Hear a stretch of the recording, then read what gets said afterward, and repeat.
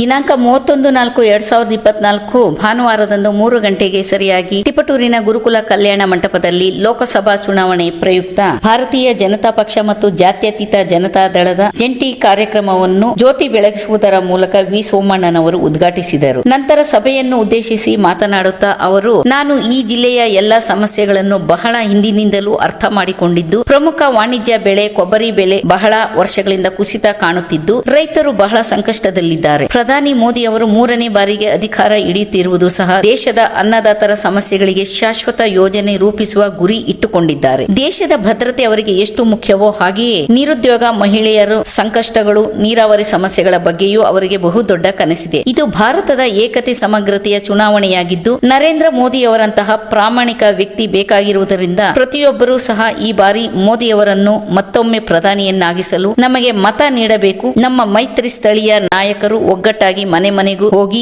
ಮೋದಿಯವರು ಯಾಕೆ ಅಧಿಕಾರ ಹಿಡಿಯಬೇಕೆಂದು ಬಗ್ಗೆ ಮತದಾರರಿಗೆ ಮನದಟ್ಟು ಮಾಡಿ ನನ್ನ ಗೆಲುವಿಗೆ ಶ್ರಮಿಸಬೇಕೆಂದು ಮನವಿ ಮಾಡಿಕೊಳ್ಳಬೇಕು. ಏಪ್ರಿಲ್ 3ರಂದು ನಾನು ನಾಮಪತ್ರ ಸಲ್ಲಿಸುತ್ತಿದ್ದೇನೆ. ಅಂದು BS ಯಡಿಯೂರಪ್ಪನವರು ಆಗಮಿಸಲಿದ್ದಾರೆ. ನಿಮ್ಮೆಲ್ಲರ ಶುಭ ಹಾರೈಕೆಗಳು ನನ್ನ ಮೇಲಿರಬೇಕೆಂದು ತಿಳಿಸಿದರು. ಮಾಜಿ ಸಚಿವ BC ನಾಗೇಶ್ ಮಾತನಾಡಿ, ಈ ದೇಶ ಅಭಿವೃದ್ಧಿ ಹೊಂದಬೇಕಾದರೆ ನರೇಂದ್ರ ಮೋದಿ ಮತ್ತೆ ಪ್ರಧಾನ ಮಂತ್ರಿಯಾಗಬೇಕು ಎಂದು ಮಾಜಿ ಪ್ರಧಾನಿ ದೇವೇಗೌಡರು ಹೇಳಿದ್ದಾರೆ. ಪ್ರತಿ ಹಳ್ಳಿಯ ಮನೆಗಳಿಗೆ ಕುಡಿಯುವ ನೀರು, ಗ್ಯಾಸ್ ಸಂಪರ್ಕ, ಶೌಚಾಲಯಗಳನ್ನು ಒದಗಿಸಿಕೊಟ್ಟಿರುವ ಮೋದಿಯವರಿಗೆ ದೇಶದ ಎಲ್ಲಾ ಪ್ರಜೆಗಳ ಕಷ್ಟ ಗೊತ್ತಿದೆ. ದೇಶದ ಪ್ರತಿ ಪ್ರಜೆಗೂ ಉತ್ತಮ ಶಿಕ್ಷಣ ನೀಡಬೇಕೆಂಬ ಉದ್ದೇಶದಿಂದ NEP ಜಾರಿಗೆ ತಂದರು. ಇಂತಹ ಮೋದಿ ಮತ್ತೆ ಪ್ರಧಾನಿಯಾಗಲು ಅತ್ಯಧಿಕ ಬಹುಮತದಿಂದ ಮೈತ್ರಿ ಅಭ್ಯರ್ಥಿಯನ್ನು ಗೆಲ್ಲಿಸಬೇಕು ಎಂದರು. ಜಾತ್ಯತೀತ ಜನತಾ ದಳದ ಮುಖಂಡ KT ಶಾಂತಕುಮಾರ್ ಮಾತನಾಡಿ, ರಾಜ್ಯದಲ್ಲಿ ಜಾತ್ಯತೀತ ಜನತಾ ದಳ ಮತ್ತು ಭಾರತೀಯ ಜನತಾ ಪಕ್ಷ ಎರಡು ಪಕ್ಷಗಳು ಮೈತ್ರಿಯಾಗಿರುವುದರಿಂದ NDA ಅತ್ಯಧಿಕ ಬಹುಮತಗಳಿಂದ 400ಕ್ಕೂ ಹೆಚ್ಚು ಲೋಕಸಭಾ ಸ್ಥಾನಗಳನ್ನು ಗಳಿಸುವುದರಲ್ಲಿ ಅನುಮಾನವಿಲ್ಲ.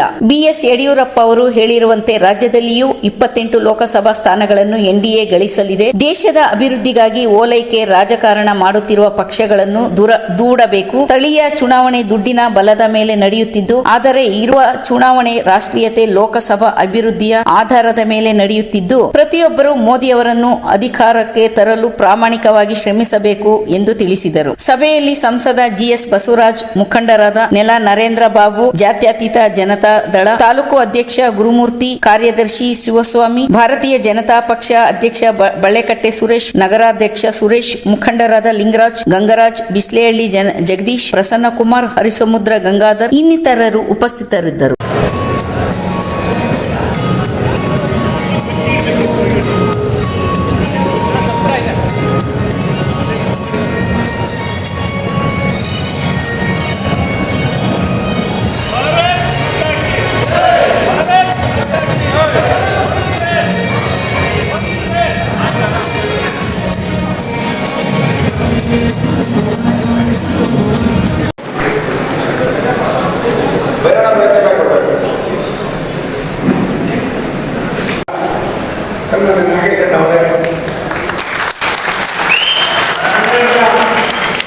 JDS ಮತ್ತು BJPಯ ಮಂಡಲದ ಅಧ್ಯಕ್ಷ ಆಗಿರ್ತಕ್ಕಂಥ ಸುರೇಶ್ ಹಳ್ಳಿಕಟ್ಟೆ ಅವರೇ, ಗುರುಮೂರ್ತಿ ಅವರೇ, ನಗರಾಧ್ಯಕ್ಷ ಆಗಿರ್ತಕ್ಕಂಥ ರಾಜು ಅವರೇ, ನಗರಾಧ್ಯಕ್ಷ ಆಗಿರ್ತಕ್ಕಂಥ ಗುಲಾಬಿ ಸುರೇಶ್ ಅವರೇ, ನನ್ನ ಸಹೋದರ ನರೇಂದ್ರ ಬಾಬು ಅವರೇ, ಗಂಗರಾಜ್ ಅವರೇ, ಲಿಂಗರಾಜ್ ಅವರೇ, ನನ್ನ ಸಹೋದರ ಮತ್ತೆ ಇಡೀ ವ್ಯವಸ್ಥೆಯಲ್ಲಿ ನಿಮ್ಮೆಲ್ಲರೂ ಕೂಡ ಸುಮಾರು 35-40 ನಿಮಿಷಗಳ ಸುದೀರ್ಘವಾದ ಸಹೋದರ ಶಾಂತಕುಮಾರ್ ಅವರೇ,